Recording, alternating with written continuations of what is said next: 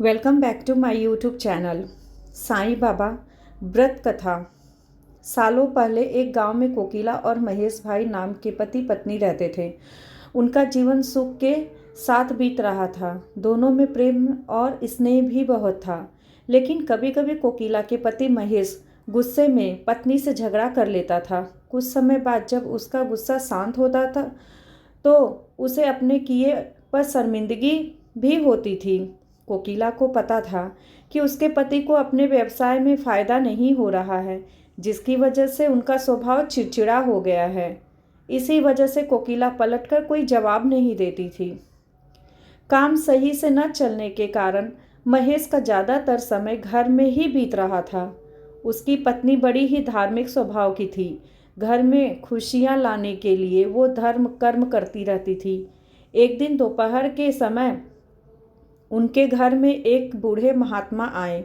उनके चेहरे के तेज को देखकर दोनों का सिर श्रद्धा से झुक गया।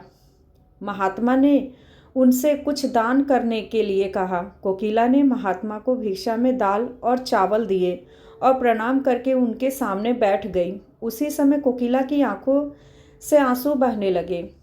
कोकिला के आंसू देखकर महात्मा ने इसका कारण पूछा। जवाब में कोकिला ने अपने घर का सारा हाल बता दिया। उसकी बातों को सुनकर महात्मा ने कोकिला के आंसू देखकर महात्मा ने इसका कारण पूछा। जवाब में कोकिला ने अपने घर का सारा हाल बता दिया। उसकी बातों को सुनकर महात्मा ने कोकिला को उपाय के रूप में साईं बाबा का व्रत करने को कहा। साथ ही इसकी विधि बताते हुए बोले, लगातार 9 गुरुवार तक एक समय खाना खाकर पूरी विधि से साईं बाबा की पूजा करने से उसके सारे दुख दूर हो जाएंगे। कोकिला के आंसू देखकर महात्मा ने इसका कारण पूछा। जवाब में कोकिला ने अपना सारा हाल का सुनाया।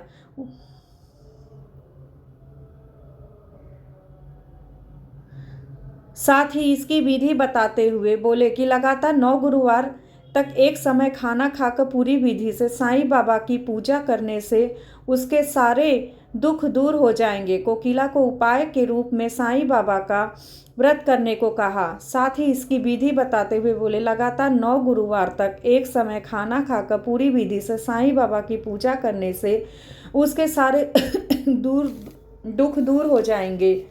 कोकिला ने महात्मा के अनुसार बताई गई विधि से प्रत्येक गुरुवार को साईं बाबा का व्रत किया। फिर आखिरी यानी 9 गुरुवार को उसे गरीबों को भोजन कराना और साईं पुस्तकें बांटनी थी।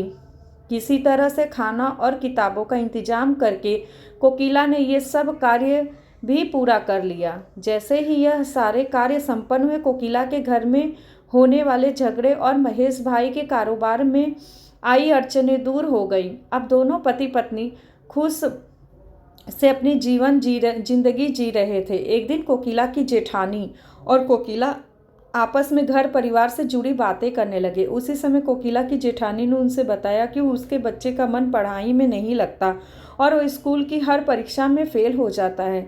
जेठानी की बातें सुनकर कोकिला का मन भर आया। उसने तुरंत साईं व्रत के बारे में अपनी जेठानी को बताया। पहले कोकिला ने अपने घर का किस्सा सुनाया कि वो कितने परेशान थे और साईं बाबा की कृपा से आज कितने सुखी हैं। उसके बाद कोकिला ने अपनी जेठानी को पूरे 9 गुरुवार साईं व्रत करने को कहा और उसकी विधि भी बताई। कोकिला की जेठानी ने ठीक वैसा ही किया और कुछ ही समय में उसके जीवन का संकट भी दूर हो गया। उसका बच्चे का मन पढ़ाई में लगने लगा और उसके अच्छे अंक आने लगे। कहानी से सीख, मुसीबत के समय घबराने की जगह आराध्य पर सच्ची श्रद्धा रखते हुए परेशानी दूर करने की कोशिश में लगे रहना चाहिए।